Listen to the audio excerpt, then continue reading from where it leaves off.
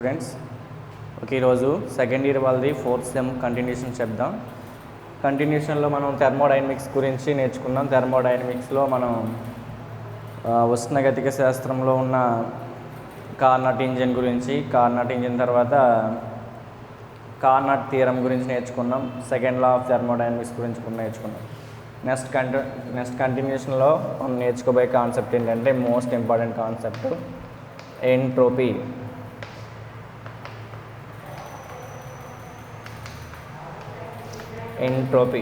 Entropy అనే concept నేర్చుకుందాం ఈరోజు. అంటే మనకి థర్మోడైనమిక్స్ అనేది ఒక యూనిట్, సెకండ్ యూనిట్. ఇది ఫోర్త్ సెమ్లో సెకండ్ యూనిట్లో మొత్తం మనం ఖచ్చితంగా 2 ఎస్ఏలు వస్తాయి. ఆ 2 ఎస్ఏల్లో ఏదో ఒకటి రాయాలి మనం. ఖచ్చితంగా ఏంటంటే కార్నాట్ ఇంజన్, కార్నాట్ థియరము అక్కడ వరకు కూడా ఒక పార్ట్ కింద తీసుకుంటే మిగతాది ఎంట్రోపీ మీద ఒక పార్ట్ కింద తీసుకోవచ్చు. అంటే ఎంట్రోపీ మీద ఖచ్చితంగా ఒక ఎస్ఏ వస్తుంది, కార్నాట్ ఇంజన్, కార్నాట్ థియరం వీటి మీద ఒక ఎస్ఏ వస్తుంది. ఆ రెండిట్లో ఖచ్చితంగా 2 ఎస్ఏలు వస్తాయి. మనం ఏదో ఒకటి చాయిస్లో వదులుకోవాలన్నమాట ఎగ్జామ్లో. ఇప్పుడు ఈరోజు కంటిన్యూషన్లో చూసుకుంటే ఎంట్రోపీ అంటే ఏంటంటే ఇదొక ఫిజికల్ ప్రాపర్టీ అన్నమాట, భౌతిక ధర్మం ఇది. దీంట్లో ఏంటంటే ఏడియాబాటిక్ ప్రాసెస్ తీసుకుంటే, ఏడియాబాటిక్ అంటే స్థిరోష్ణక ప్రక్రియ తీసుకుంటే, స్థిరోష్ణక ప్రక్రియలో ఏదైనా వస్తువు యొక్క అంటే బాడీ యొక్క థెర్మల్ ప్రాపర్టీ అనేది కాన్స్టెంట్గా ఉంటే ఆ ధర్మాన్ని ఏమంటారంటే ఎంట్రోపీ అంటారు. ఒకసారి క్లియర్గా చూడండి. A thermal property which remains constant in adiabatic ప్రాసెస్లో ఒక బాడీ యొక్క థెర్మల్ ప్రాపర్టీ అనేది, అంటే ఉష్ణ ధర్మం అనేది స్థిరంగా ఉంటుందో ఆ ఉష్ణ ధర్మాన్ని ఏమంటారంటే ఎంట్రోపీ అంటారు. ఒకసారి క్లియర్గా చూడండి. స్థిరోష్ణక ప్రక్రియలో ఏదైనా ఒక వస్తువు యొక్క ఉష్ణ ధర్మం అనేది స్థిరంగా ఉంటుందో ఆ ఉష్ణ ధర్మాన్ని ఎంట్రోపీ అంటారు. Okay, in adiabatic the thermal property which remains constant in adiabatic process is called entropy. ఎంట్రోపీని మనం దేంతో డినోట్ చేస్తామంటే ఎస్తో డినోట్ చేస్తాం అన్నమాట. ఎంట్రోపీ దేంతో డినోట్ చేస్తాం? ఎస్తో డినోట్ చేస్తాం.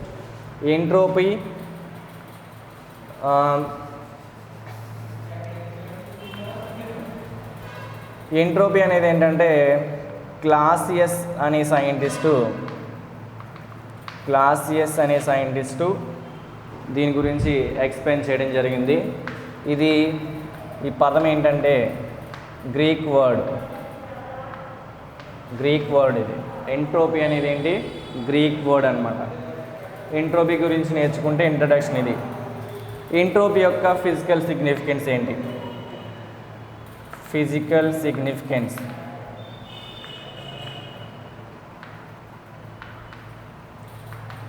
ఫిజికల్ సిగ్నిఫికెన్స్ ఆఫ్ ఎంట్రోపీ యొక్క భౌతిక ధర్మం ఏంటి?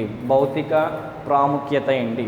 ఫిజికల్ సిగ్నిఫికెన్స్ అంటే భౌతిక ప్రాముఖ్యత ఏంటంటే ఎంట్రోపీ అనేది ఏంటి? ఒక ఫిజికల్ ప్రాపర్టీ. ఈ ఫిజికల్ ప్రాపర్టీ గురించి మొత్తం నేర్చుకుంటే మనం ఎంట్రోపీ ఈక్వల్ టు ఏం రాసుకోవచ్చు అంటే entropy equal to change in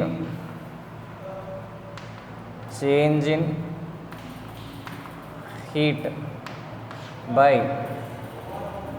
change in temperature. Entropy equal to ఏంటంటే equation heat by change in heat అంటే ఉష్ణంలో మార్పు బై ఉష్ణోగ్రతలో మార్పు. ఉష్ణం వేరు, ఉష్ణోగ్రత అనే పదాలు వేరు అని చెప్పాను. ఉష్ణంలో వచ్చే చేంజ్ బై ఉష్ణోగ్రతలో వచ్చే చేంజ్. దీన్ని ఏ విధంగా రాసుకోవచ్చు అంటే క్యూ అనేది ఉష్ణం, టెంపరేచర్ అనేది టీ, క్యూ బై టీ అని రాసుకోవచ్చు అనమాట. ఎంట్రోపీ అనేది క్యూ బై టీ అని రాసుకోవచ్చు అనమాట. ఇప్పుడు మనం తీసుకునే ఎంట్రోపీ గురించి నేర్చుకున్నప్పుడు ఫిజికల్ సిగ్నిఫికెన్స్ అన్నప్పుడు ఈ విధంగా రాసుకోవచ్చు. నెక్స్ట్ దీన్ని ఎలా రాసుకోవచ్చు అంటే గ్రావిటేషనల్ గ్రావిటేషనల్ పొటెన్షియల్ ఎనర్జీ అంటే గురుత్వాకర్షణ స్థితి శక్తి ఈక్వల్ టు మనకి ఈక్వేషన్ ఆల్రెడీ తెలుసు ఎంజీహెచ్ అనేది ఈక్వేషన్. దీన్ని ఏ విధంగా రాసుకోవచ్చు అంటే ఎంట్రోపీని దేంతో డినోట్ చేయొచ్చు, S equal to Q by T కింద రాసుకోవచ్చు. అదే మనకి క్యూ కావాలనుకోండి, Q equal to S into T కింద రాసుకోవచ్చు అనమాట. అంతే కదా. సేమ్ అదే విధంగా gravitational potential energy equal to MGH. Gravitational potential energy అనేది దేనికి ప్రపోర్షనల్గా ఉంటుంది, దీంట్లో కాన్స్టెంట్ టర్మ్ ఉంది, జీ వాల్యూ ఎప్పుడు కాన్స్టెంటే. గ్రావిటేషనల్ అనగానే దీని వాల్యూ 0.9.8 మీటర్/సెకండ్ స్క్వేర్ గ్రావిటేషనల్ యాక్సిలరేషన్ అంటారు దీన్ని. జీ వాల్యూ అనేది ఎప్పుడు కాన్స్టెంట్గా ఉంటుంది. మిగిలింది ఏంటి, ఎంహెచ్ అంటే పొటెన్షియల్, గ్రావిటేషనల్ పొటెన్షియల్ ఎనర్జీ అనేది దేనికి ప్రపోర్షనల్గా ఉంటుంది అంటే ఎం ఇంటూ హెచ్కి ప్రపోర్షనల్గా ఉంటుందన్నమాట. ఎం ఇంటూ హెచ్కి ప్రపోర్షనల్గా ఉంటుంది కాబట్టి ఈ ఈక్వేషను కంపేర్ చేసుకుంటే పొటెన్షియల్ ఎనర్జీ అంటే ఇక్కడ మనం తీసుకున్న హీట్కి సమానం అవుతుంది. ఇక్కడ మాస్ అనేది, బాడీ యొక్క మాస్ అనేది దేనికి సమానం అవుతుందంటే చేంజ్ ఇన్ ఎంట్రోపీ యొక్క మార్పుకి సమానం అవుతుంది. ఇక్కడ టెంపరేచర్ అనేది హైట్కి వస్తువు యొక్క ఏ ఎత్తులో ఉందో అది దానికి సమానం అవుతుంది అన్నమాట. ఇంకా ఎంట్రోపీని దేని విషయాల్లో ఉపయోగిస్తామంటే ఇప్పుడు మాలిక్యూల్స్ అనేవి ఒక్కొక్క వస్తువులో ఒక్కొక్క విధంగా అమరి ఉంటాయి. ఫర్ ఎగ్జాంపుల్ మనకి ఏదైనా ఇప్పుడు చాక్ పీస్ తీసుకుంటే దీంట్లో అనేక విధాల పరమాణువులు ఉన్నాయి, అనేక అణువులు ఉన్నాయి, మాలిక్యూల్స్ అనేవి. ఇవి ఏ విధంగా అమరి ఉన్నాయంటే దగ్గరగా అమరి ఉన్నాయి, అందుకు దీనికి ఒక ఆకారం అనేది వచ్చింది. అలా కాకుండా ఒక డిజార్డర్ అంటే క్రమరహితంగా అమరి ఉంటే దాని గురించి కూడా దీన్ని ఎంట్రోపీని యూజ్ చేసి ఒక పదార్థంలో, ఒక వస్తువులో మాలిక్యూల్స్ అనేవి ఏ విధంగా అమరి ఉన్నాయి, దాని యొక్క డిజార్డర్ ఏ విధంగా ఉంది, క్రమరహితంగా ఉందా, క్రమసహితంగా ఉందా అనేది ఎంట్రోపీని యూజ్ చేసి తెలుసుకోవచ్చు అనమాట. ఇది ఫిజికల్ సిగ్నిఫికెన్స్ ఆఫ్ ఎంట్రోపీ. ఇప్పుడు చూడండి, ఎంట్రోపీ గురించి ఇంకా నేర్చుకుంటే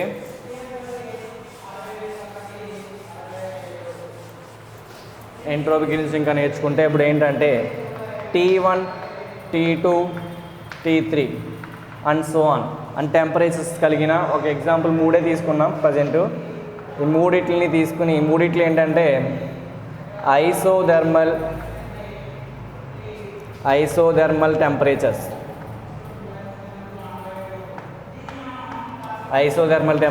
ఇవి. A, Bలేమో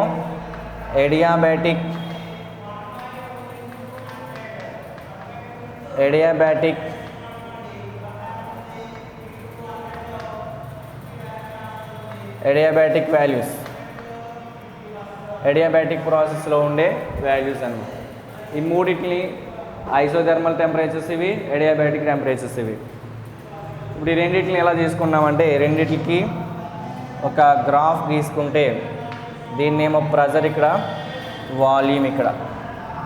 వాల్యూమ్ తీసుకుని గ్రాఫ్ గీస్తే ఫస్ట్ T1, T2, T3 అనేవి ఏంటి, ఇక్కడ ఎడియాబాటిక్ ప్రాసెసెస్ అంటే ఈ విధంగా ఉంటాయి. కార్నాట్ ఇంజన్లో చూసారు కదా, ఎడియాబాటిక్ అనగానే ఈ విధంగానే ఉంటాయి మొత్తం అన్నీ కూడా. ప్రతి ఐసోథర్మల్ ప్రాసెస్ కూడా, అంటే ఐసోథర్మల్ ప్రాసెస్ అన్నీ కూడా సమ ఉష్ణోగ్రత ప్రక్రియలన్నింటిలో కూడా ఈ ప్యాటర్న్ ప్రకారమే జరుగుతుంది. కావాలంటే మీరు కార్నాట్ ఇంజన్ తీసుకుంటే కార్నాట్ ఇంజన్ ఈ విధంగా ఉంటుంది. కార్నాట్ ఇంజన్లో ప్రాసెస్ తీసుకుంటే ఇది ఐసోథర్మల్ ప్రాసెస్ అవుతుంది. ఫస్ట్ ఐసోథర్మల్ ఎక్స్పాన్షన్ అవుతుంది, ఐసోథర్మల్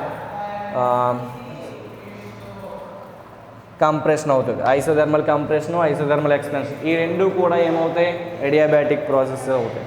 ఇప్పుడు మనం ఏం తీసుకున్నామంటే 3 ఐసోథర్మల్ టెంపరేచర్స్ తీసుకున్నాం. ఫస్ట్ది T1, T2, T3 ఇవన్నీ కూడా ఐసోథర్మల్ టెంపరేచర్స్. ఇంకేం తీసుకున్నాం, A, B అనేవి ఎడియాబాటిక్ వాల్యూస్ తీసుకుంటే ఫస్ట్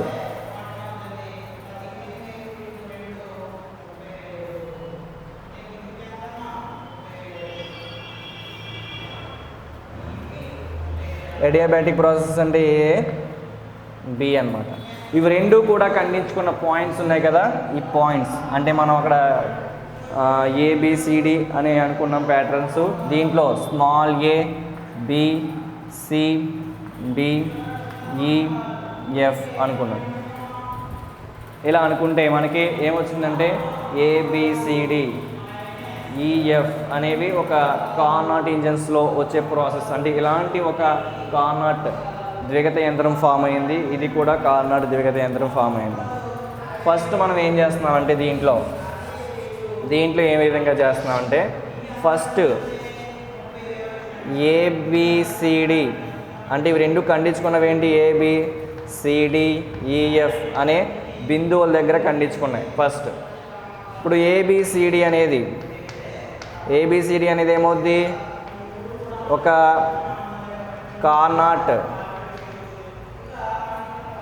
కార్నాట్స్ రివర్సిబుల్ ఇంజన్ కింద అనుకోవచ్చు. కార్నాట్ రివర్సిబుల్ ఇంజన్లో మనం ఏ విధంగా తీసుకోవచ్చు అంటే టెంపరేచర్స్ ఏ విధంగా ఉంటాయి.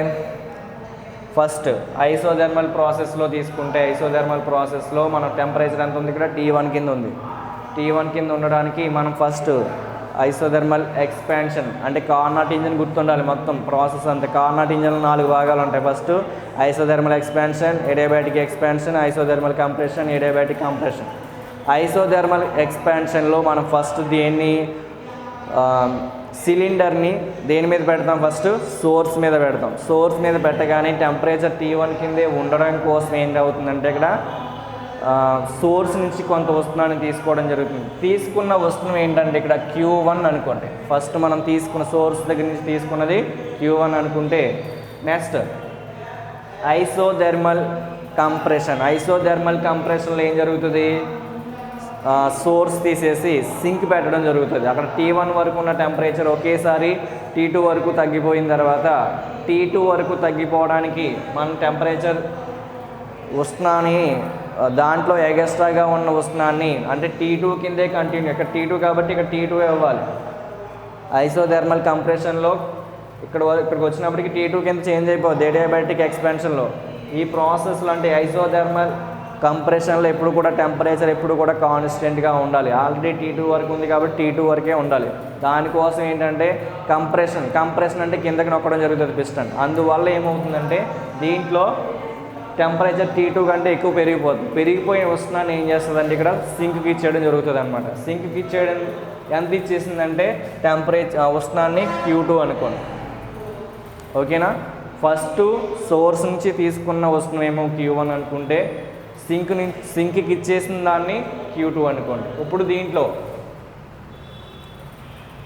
Q1/Q2 ఈక్వల్ టు ఏమవుతుందంటే T1/T2 అవుతుందన్నమాట. ఏంటిది మనం ఈ ప్రాసెస్లో తీసుకుంటే ABCDA మొత్తం టోటల్గా ABCDA అనే సైకిల్ తీసుకున్నప్పుడు మొత్తంలో అన్ని సైకిల్లో టోటల్గా తీసుకుంటే Q1/Q2 ఈక్వల్ టు T1/T2 అవుతుందన్నమాట. ఈ T1 ఇటువైపుకి Q2 అటువైపు తీసుకురండి. Q1/T1 equal to Q2/T2. Next ఇదే ప్రాసెస్ని ఇంకా కంటిన్యూ చేస్తే అంటే DCEF కింద తీసుకుని ఈ ప్రాసెస్ని కూడా కంటిన్యూ చేస్తే T2 T3కి సేమ్ ప్యాటర్న్ అప్లై చేసామనుకోండి. సేమ్ ఇదే విధంగా Q3/T3 and so on equal to Q/T కింద రాసుకోవచ్చు అనమాట. కంటిన్యూషన్గా తీసుకుంటే Q/T ఈక్వల్ టు ఏమవుతుందంటే ఇక్కడ కాన్స్టెంట్ అవుతుందన్నమాట. Q/T is a constant. ఈ Q/Tనే ఏం రాసుకోవచ్చు అంటే ఎంట్రోపీ అని రాయొచ్చు అనమాట. ఎంట్రోపీ అనేది ఏంటంటే ఒక ఫిజికల్ ప్రాపర్టీ. ఫిజికల్ ప్రాపర్టీ ఏంటంటే thermal property of a body is which constant. ఎప్పుడుది ఎడియాబాటిక్ ప్రాసెస్లో ఎప్పుడు కూడా ఎంట్రోపీ అనేది థర్మల్ ప్రాపర్టీ అనేది ఎప్పుడు కూడా కాన్స్టెంట్. ఆ థర్మల్ ప్రాపర్టీ ఏంటంటే ఇక్కడ Q/T అనమాట. అంటే ఎంట్రోపీ అనగానే మనం గుర్తుపెట్టుకోవాల్సింది S = Q/T. ఈ విధంగా గుర్తుపెట్టుకోవాలన్నమాట. ఇదంతా కూడా ఎంట్రోపీ యొక్క ఇంట్రడక్షన్. ఎంట్రోపీ గురించి నేర్చుకున్న తర్వాత ఎంట్రోపీ అనేది ఏ చర్యల్లో ఏ విధంగా ఉంటుంది. మనకి లాస్ట్ ఇయర్ వరకు కూడా షార్ట్ ఆన్సర్ కింద ఎస్ఐ కింద కూడా ఇచ్చేవాడు ఇది. నెక్స్ట్ కంటిన్యూషన్ ఎంట్రోపీ మీద ఇంట్రడక్షన్ మీద క్వశ్చన్స్ ఇవ్వడం జరిగింది. ఎంట్రోపీ మీద లాస్ట్ ఇయర్ ఇచ్చిన క్వశ్చన్ ఏంటంటే టీఎస్ డయాగ్రామ్ అని ఉంటుంది. టీఎస్ డయాగ్రామ్ అంటే టెంపరేచర్ ఇది, ఎస్ అంటే ఎంట్రోపీ, టెంపరేచర్ ఎంట్రోపీ పట్టం అని ఉంటుంది. అలాంటి ఈ డయాగ్రామ్ గురించి మనకి ఎస్ఏ క్వశ్చన్ ఇచ్చాడు లాస్ట్ టైం. చాలా ఇంపార్టెంట్ క్వశ్చన్ ఇది. కార్నాట్ ఇంజన్ తర్వాత మోస్ట్ ఇంపార్టెంట్ క్వశ్చన్ ఏంటంటే టీఎస్ డయాగ్రామ్. ఈ రెండిట్లో కన్ఫామ్గా ఒకటి ఇస్తాడు. లాస్ట్ టైం ఏం చేశాడంటే టీఎస్ డయాగ్రామ్ ఇచ్చాడు, కార్నాట్ ఇంజన్ ఇవ్వలేదు. కార్నాట్ ఇంజన్ ఇవ్వకుండా కార్నాట్ థియరం ఇచ్చి సెకండ్ లా ఆఫ్ థర్మోడైనమిక్స్ ఇచ్చాడనమాట. ఓకే, ఎంట్రోపీ అంటే ఇది. దీని కంటిన్యూషన్ చూడండి. ఎంట్రోపీ అనేది రివర్సిబుల్ ప్రాసెస్లో ఏ విధంగా ఉంటుంది, రివర్సిబుల్ ప్రాసెస్లో ఏ విధంగా ఉంటుంది, ఇర్రివర్సిబుల్ ప్రాసెస్లో ఏ విధంగా ఉంటుందో చూడండి.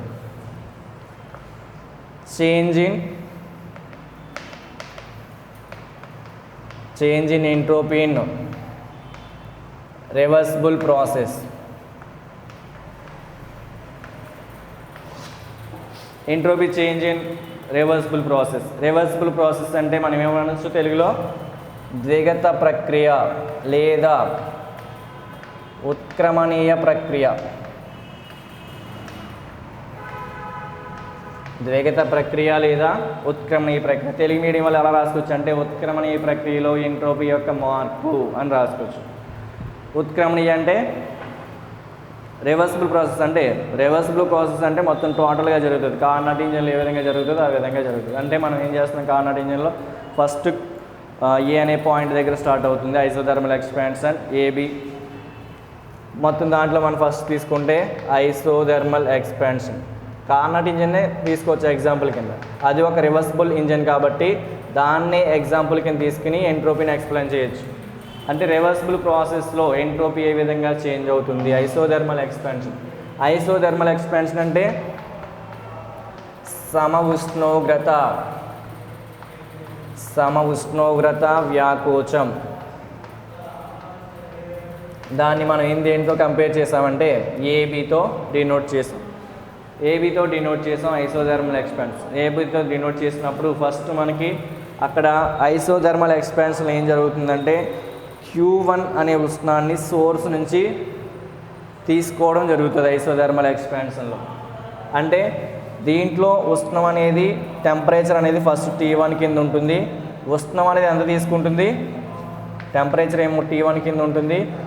Q1 అనే ఉష్ణాన్ని సోర్స్ నుంచి తీసుకోవడం జరుగుతుంది. అంటే ఖచ్చితంగా ఉష్ణం రెండు కూడా చేంజ్ అవ్వడం, అంటే రెండు విషయాలు కూడా ఉంటాయి దీంట్లో. సమ ఉష్ణోగ్రత వ్యాకోచంలో టెంపరేచర్ ఉంటుంది, Q1 అంటే హీట్ కూడా ఉంటుంది, ఉష్ణోగ్రత. ఆ రెండు కూడా ఉంటుంది కాబట్టి change in entropy in isothermal ఎక్స్పాన్షన్లో చేంజ్ ఇన్ ఎంట్రోపీ అనేది ఏ విధంగా ఉంటుందంటే Q1/T1 అవుతుందన్నమాట. ఎందుకంటే ఎంట్రోపీ అనగానే హీట్ బై టెంపరేచర్, ఇందాక ఆల్రెడీ వచ్చింది కాన్స్టెంట్, Q/T = కాన్స్టెంట్ వచ్చింది కాబట్టి entropy change in entropy in isothermal ఎక్స్పాన్షన్లో ఏ విధంగా ఉంటుందంటే Q1/T1 అవుతుందన్నమాట. నెక్స్ట్ రెండో కాన్సెప్ట్ తీసుకుంటే రెండోది మనకి ఐసోథర్మల్ ఎక్స్పాన్షన్ అయిపోతే కార్నాట్ ఇంజన్ ఇంకోటి ఏంటి, ఏడియాబాటిక్ ఎక్స్పాన్షన్. ఎడియాబాటిక్ ఎక్స్పాన్షన్ అంటే బీసీతో డినోట్ చేసాం. ఎడియాబాటిక్ అనగానే స్థిరోష్ణక వ్యాకోచం.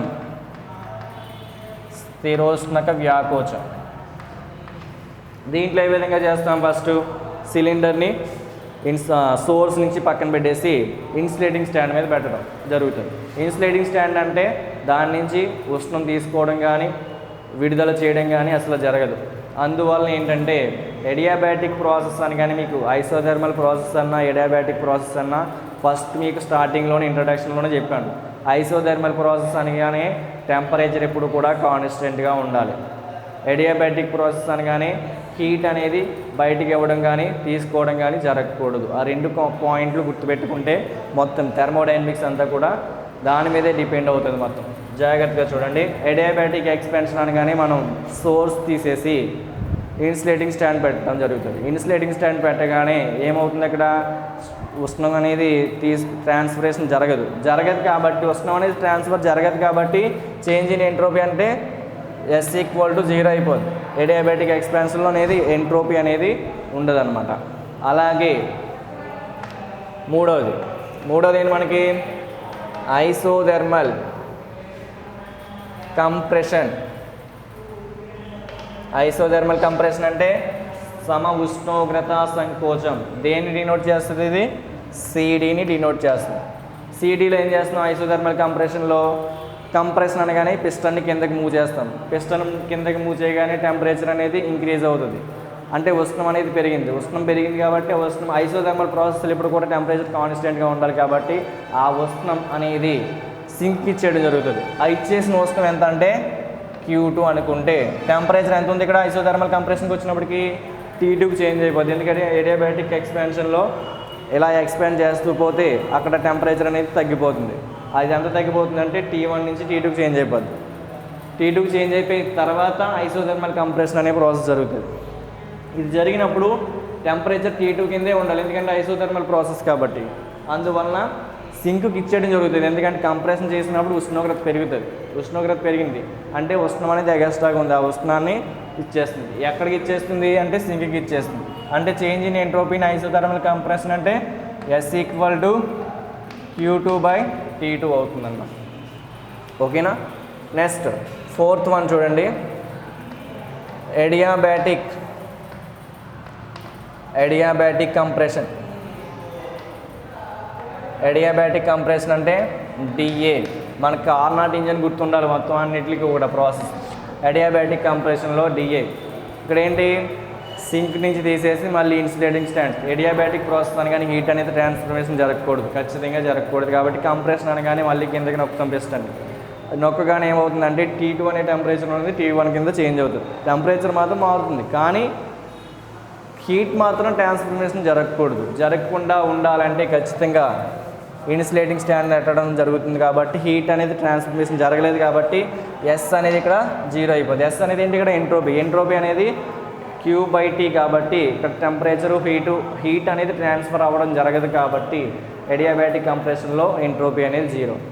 టోటల్గా ఎంట్రోపీ ఇన్ రివర్సిబుల్ ప్రాసెస్లో ఎంట్రోపీ ఏ విధంగా ఉంటుంది అంటే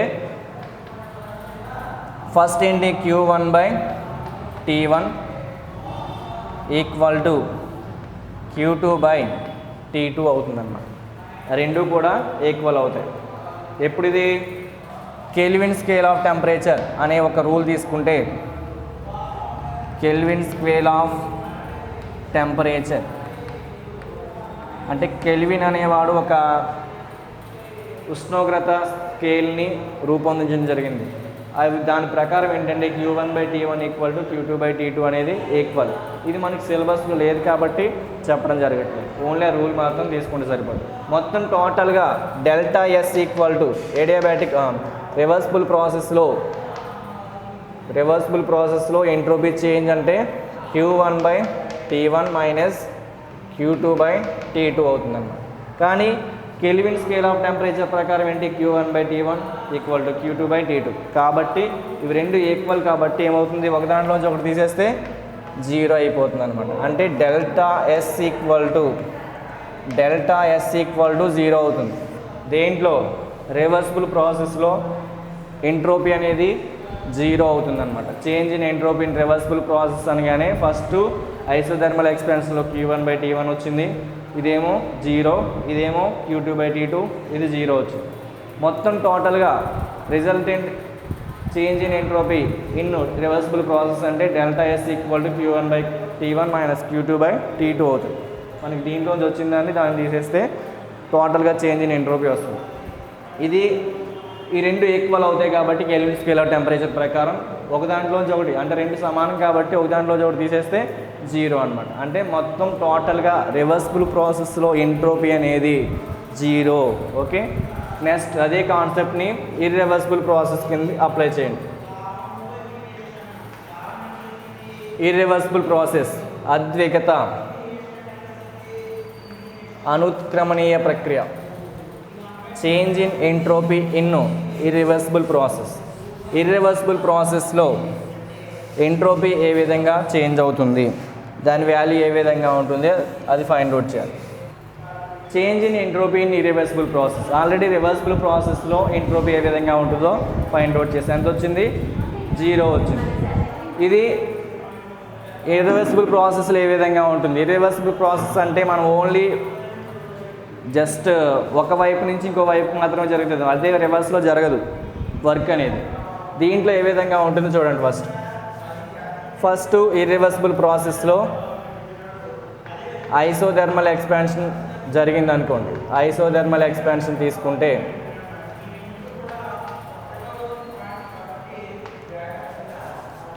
ఫస్ట్ Q1 అనే ఉష్ణాన్ని సోర్స్ నుంచి తీసుకుంది అనుకోండి. సోర్స్ నుంచి తీసుకుని నెక్స్ట్ Q2 అనే ఉష్ణాన్ని సింక్కి ఇచ్చేసింది. Q1 అనే ఉష్ణాన్ని ఏమో తీసుకుని ఐసోథర్మల్ ఎక్స్పాన్షన్లో ఐసోథర్మల్ కంప్రెషన్లోనేమో Q2 అనే ఉష్ణాన్ని సింక్కి ఇచ్చేయడం జరిగింది. మొత్తం టోటల్గా జరిగిన ఆ హీట్ ఇంజన్ యొక్క ఎఫిషియన్సీ ఈక్వాలిటీ ఎంత అవుతుందంటే 1 - Q2/Q1. ఇది efficiency of the general heat engine.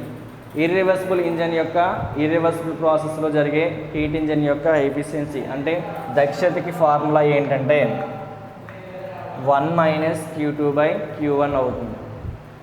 మళ్ళీ రివర్స్లో జరగదు దీంట్లో ప్రాసెస్ అనేది. ఇర్రివర్సిబుల్ ప్రాసెస్ అనగానే మళ్ళీ వెనక్కి అనేది జరగదు. కాబట్టి ఫస్ట్ Q1 అనే ఉష్ణాన్ని తీసుకుని Q2 అనే ఉష్ణాన్ని సింక్ ఇచ్చేయడం జరిగింది. కాబట్టి దాని యొక్క ఎఫిషియన్సీ అనేది ఎంత అవుతుందంటే 1 - Q2/Q1. కానీ మనకు ఆల్రెడీ రివర్సిబుల్ హీట్ ఇంజన్లో ఎఫిషియన్సీ ఎంత అవుతుంది 1 - T2/T1. ఇది రివర్సిబుల్ హీట్ ఇంజన్ యొక్క ఎఫిషియన్సీ ఫార్ములా. మనకి ఆల్రెడీ ఒక రూల్ కార్నాట్ థియరం ప్రకారం ఏంటంటే రివర్సిబుల్ హీట్ ఇంజన్ యొక్క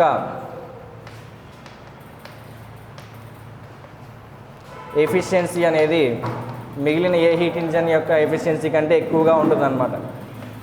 ఏ హీట్ ఇంజన్ తీసుకున్నా అంటే దీని ప్రకారం ఏంటంటే 1 - Q2/Q1 అనే హీట్ ఇంజన్ యొక్క ఎఫిషియన్సీ అనేది ఈ heat engine reversible heat engine యొక్క ఎఫిషియన్సీతో పోల్చుకుంటే తక్కువగా ఉంటుంది. కాబట్టి <1 - T2/T1 అవుతుంది కార్నాట్స్ థియరం ప్రకారం. ఇది ఎలా వచ్చిందంటే బై కార్నాట్స్ థియరం. ఈ 1 క్యాన్సిల్ చేసేసుకుంటే ఇంక మిగిలింది ఏంటంటే -Q2/Q1 < T2/T1.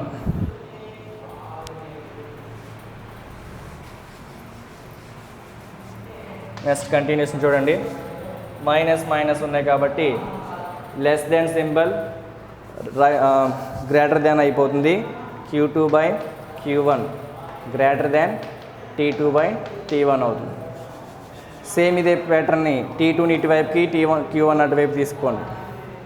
Q2/T2 greater than Q1/T1. Q1/T1ని ఇటువైపు తీసుకొచ్చండి. Q2/T2 minus Q1/T1 greater than 0 అవుతుంది. ఇదేంటి Q2/T2 మైనస్ Q1/T2 అంటే డెల్టా ఎస్ అంటే చేంజ్ ఇన్ ఎంట్రోపీ అనేది గ్రేటర్ దాన్ 0 అవుతుంది. ఎప్పుడు ఇది ఇర్రివర్సిబుల్ ప్రాసెస్లో చేంజ్ ఇన్ ఎంట్రోపీ ఏ విధంగా ఉంటుందంటే గ్రేటర్ దాన్ 0 అంటే 0 కంటే ఎక్కువగా ఉంటుంది. రివర్సిబుల్ ప్రాసెస్లో మాత్రం చేంజ్ ఇన్ ఎంట్రోపీ అనేది 0 అవుతుంది అన్నమాట. ఇది change in entropy in irreversible process ఈ విధంగా ఉంటుందన్నమాట. ఇంకా మిగిలిన క్లాసెస్ అనేవి రేపు కంటిన్యూ చేద్దాం మేడం. హ్యాపీ